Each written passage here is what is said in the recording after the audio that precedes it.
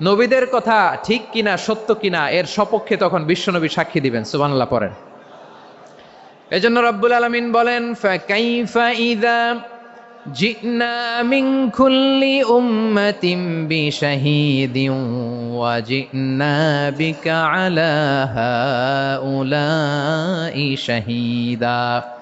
তখন কেমন হবে যখন প্রতিটি উম্মত থেকে আমি একজনকে সাক্ষ্য হিসেবে বের করে আনবো, আর তাদের উপরে নবী আমি আপনাকে সাক্ষ্য বানাবো। পড়েন সুবহানাল্লাহ।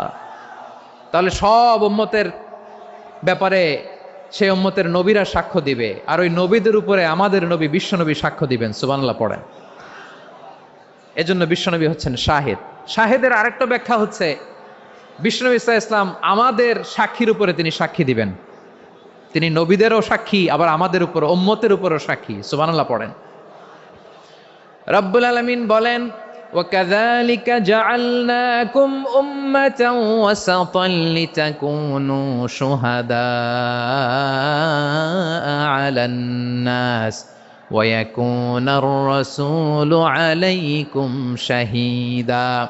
আর অনুরূপভাবে আমি তোমাদেরকে মধ্যমপন্থী উম্মত হিসেবে তৈরি করেছি, প্রেরণ করেছি। ব্যালেন্সড উম্মাহ, মধ্যমপন্থী উম্মাহ হিসেবে প্রেরণ করেছি, যাতে করে তোমরা সবার উপরে সাক্ষ্য দিতে পারো, আর যাতে তোমাদের নবী হতে পারে তোমাদের উপরে সাক্ষ্যদাতা। পড়েন সুবহানাল্লাহ। আমরা হচ্ছি ব্যালেন্সড উম্মাহ, আমরা সবার ব্যাপারে সাক্ষ্য দিব, আর আমাদের উপর সাক্ষ্য দিবে স্বয়ং বিশ্বনবী। সুবহানাল্লাহ পড়েন। তাহলে আমাদের নবী নবীদের উপরও সাক্ষী, আমাদের উপরও সাক্ষী।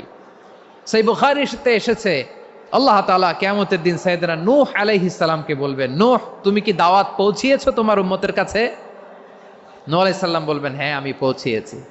এবার নূহের উম্মতকে আল্লাহ জিজ্ঞেস করবেন, এ নূহের উম্মতেরা, তোমাদের নবী নূহ কি দাওয়াত পৌঁছিয়েছে? নূহের উম্মত বলবে, না আল্লাহ, আমাদের কাছে কোনো সতর্ককারী আসে নাই, কোনো নবী টবি আসে নাই, কোনো দাওয়াতও আমরা পাই নাই, আপনারাও চিনি নাই, জান্নাতও চিনি নাই, জাহান্নামও চিনি নাই।